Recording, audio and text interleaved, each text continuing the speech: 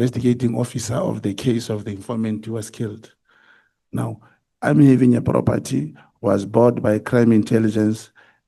Whoever they're talking about 100 million, I'm sitting with one for 22,700,000. And the question was asked here, did you buy the property and whatever? General Khumalo responded the way. But I have a proof that property was put in the name of an individual, a young girl, who's not even an employee. Similar thing, the messages that you go to in my WhatsApp, very tricky thing about this brigadier from BMW. The same question was asked.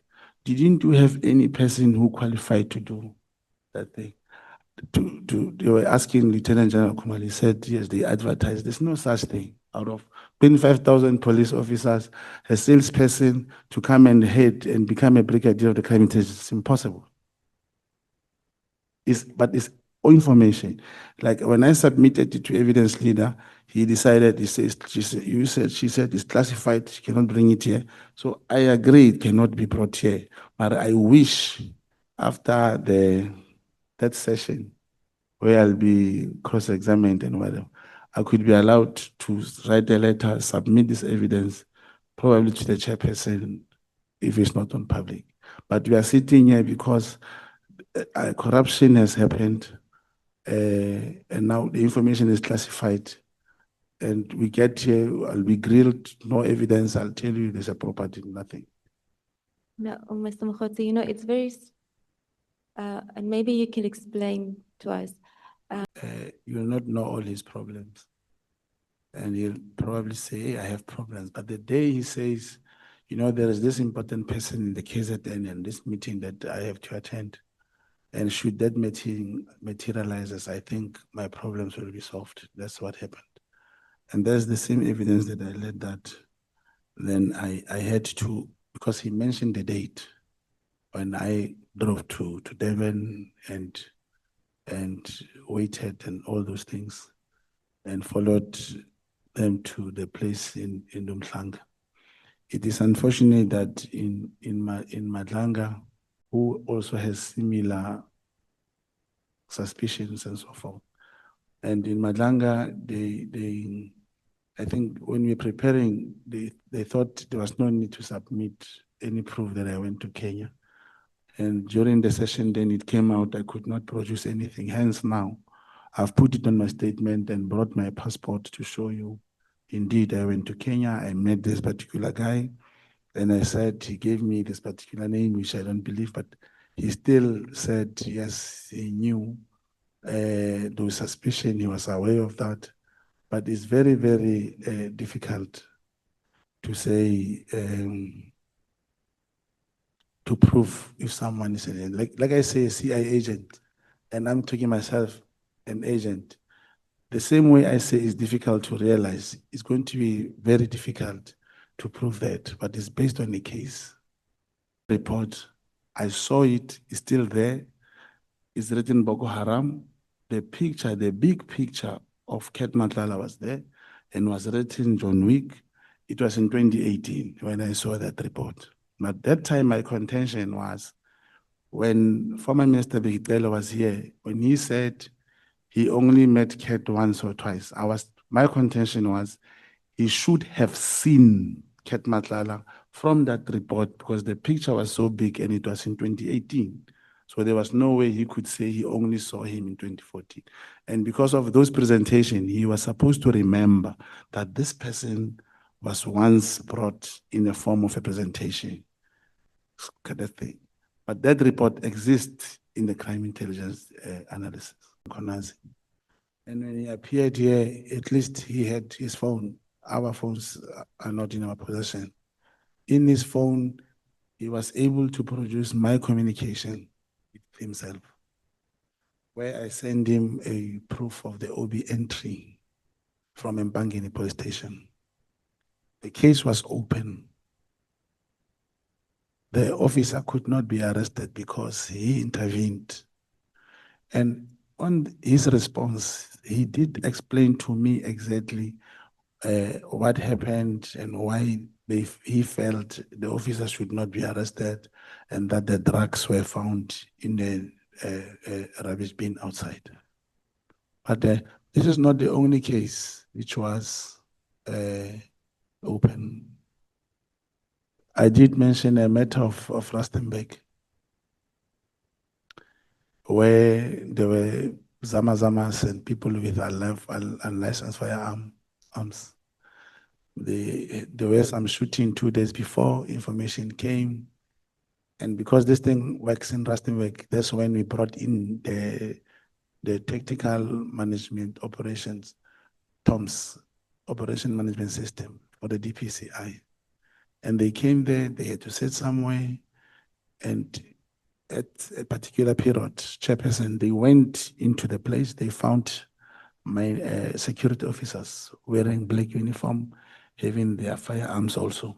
They demanded each and everyone to see the permits, to see the licenses security officers produced. And they let them, they gave them back their ammunition, then they went to take cover again. At the right time, from the information that was provided, those guys came and the police arrived. They pointed those people, is in the exhibit. They were all lying on the floor. The pictures of rifles were there and the firearms. The case number was open. The people were detained. They were given rights. All the firearms were put in the SAP 13. That's when the problem started now. Receiving a call from General Mboto, he was still a Major General, talking to the arresting officer. Why are you detaining those people? Those people are officers. Arresting officer responding to him, no, General Mboto. We went there first. This is what we found, the firearms with permit with the security. These ones are not security officers. That's when 20 minutes later, the former head of Hawks, General Lebeya, he also called the arresting officer on the same information. Arresting officer said, no, these are firearms. They don't belong to security company. But if I just conclude, then this is what happened. 2 days later, those people were released and they were given back all those rifles. Those rifles were never subjected to ballistic testing. We don't even know whether they were involved in any crime before or so forth, but they were released. I'm showing you that there was another operation which took place where people were arrested, but because of whoever makes decisions decided let them be released. It happened. Just like in Mpumalanga, where the correctional officer was just let to go. I don't understand the question. How did they know to come and approach you, and how did you become involved in all of this? Obviously, I said the colleague of my handler from Nongoma, they were talking and they said they've tried to open cases 3-4 times. The cases could not either be registered or the case could not be investigated. And through, in this intelligence circle, you'll have one brigadier, maybe in the Eastern Cape, who has a knowledge, who will refer a person to another brigadier in Gauteng and stuff like that. So they were referred to open a case. That's why the case was immediately transferred to KZN. It's not something that you picked up during your investigations into him being a CIA agent that led you to become involved in this. This is completely, this is not related. No, it's the handler who brings the information to say another person in Nongoma, they are sending people here to come and open a case because the cases cannot be opened in KZN.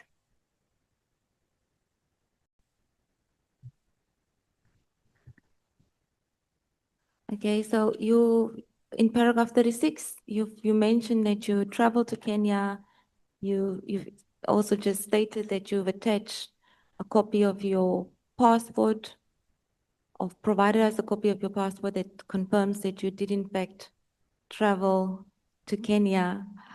And we have attached it in the bundle, in the annexure bundle. It's not numbered, but it's the last, it's at the very end of the annexure bundle, the last 2 pages, I believe. Members will see there's a copy of Mr. Mogotsi's passport and that indicates there are stamps of his travels on the 10th and the 11th of September. So just before we move on to the next issue, is there anything in relation to what the outcome of your travels that you'd like to put on record, your discussions with George that confirmed your suspicions about General Mkhwanazi? Yeah, as things stands now, I can never say indeed the suspicions are correct, because after I briefed the late former minister, who also spoke of him coming to Matlala at that time, and that George, he has a knowledge about these operations of the CIA in Southern Africa, but he could not give me something tangible to produce. Okay.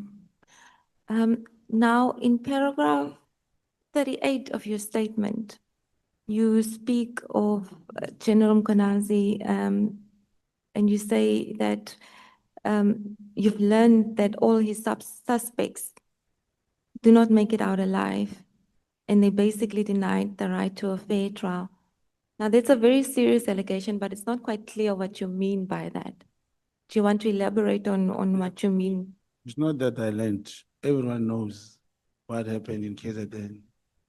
Every time we hear they were fighting back with the police, they never come back alive. Every time. And I don't say they must shoot the police, but in that shooting, you'll never find one police has been shot in the head or something. Every time the suspect don't get a fair trial to appear in court. That's my point.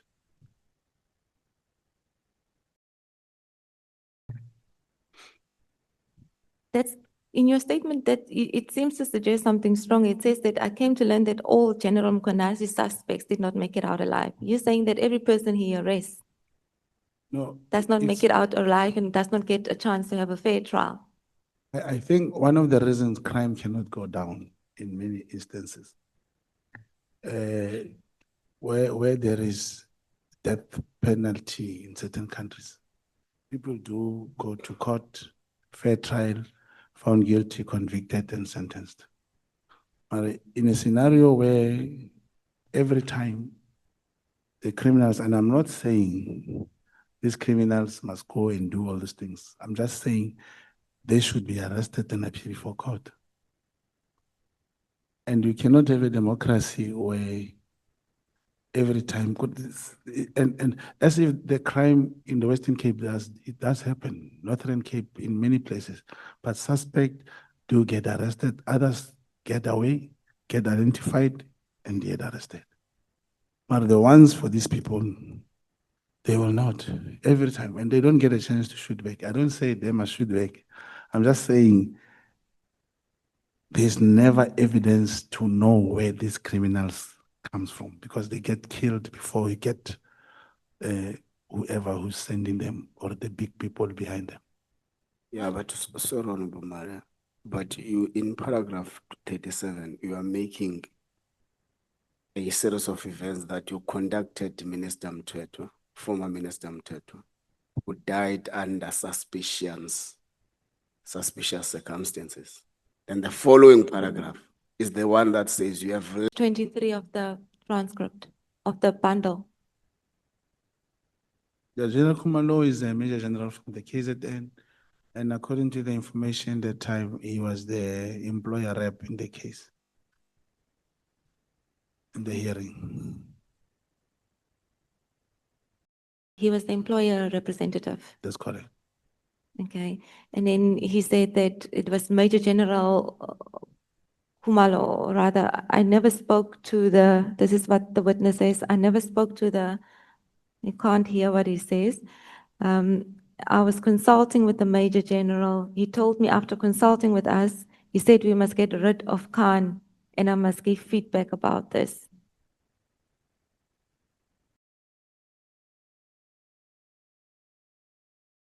So is he saying that Major General Khumalo asked him to get rid of? of Khan. Is that what he's trying to say there? I don't get to where you are now. It's towards the bottom. It's the bottom. It starts with men one. I never spoke. Yes. Do you see that? I was consulting, yes.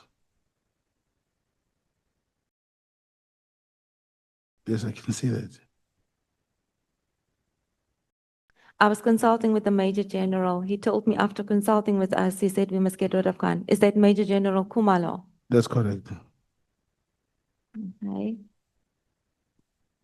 You can corroborate these learnings that you've acquired through your investigations with on General Mkhwanazi. But speak to us about paragraph 39 when you refer to this Magma Security. Was there an investigation conducted in relation to any irregularity about the security company, or is it just another learning curve? Okay. Where I use the word I have learned, mostly I'm referring to the information that I have. Mm. And I also realized, I don't know if Chair will, in paragraph 39, sentence number 3, where I talk about Magma Security. There, remember we're doing this virtually, I was saying may have conducted the downloading mirrors. May it be rectified, please. Yes, there's a company by the name of Magma in KZN. And there is, of course, a litigation and of another company that is fighting for the same tender in KZN about Magma. And I also learned that, remember, there is a device, a machine, and I can see it's not listed here. There are 3 companies which have this. It's called Cellbrite. This Cellbrite machine is the only machine which, when General Mkhwanazi was here saying to members, they can retrieve messages and see and whatever. So with the information I have, you know, in South African Police Service, there's no one who's able to use that machine. There are 3 companies in possession of these machines, that is Magma and these other 2 companies.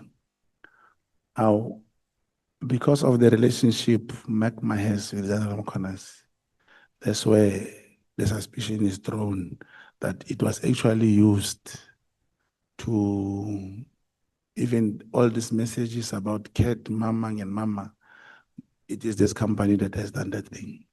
Hence, I believe many messages which were not in favor of certain people who were deleted is because of this machine, and Magma has this machine. But you have no proof of the allegations made in paragraph 39. As I said, I'll give information, and the committees here, I did the same with Matlala. Information I give, I must probably be told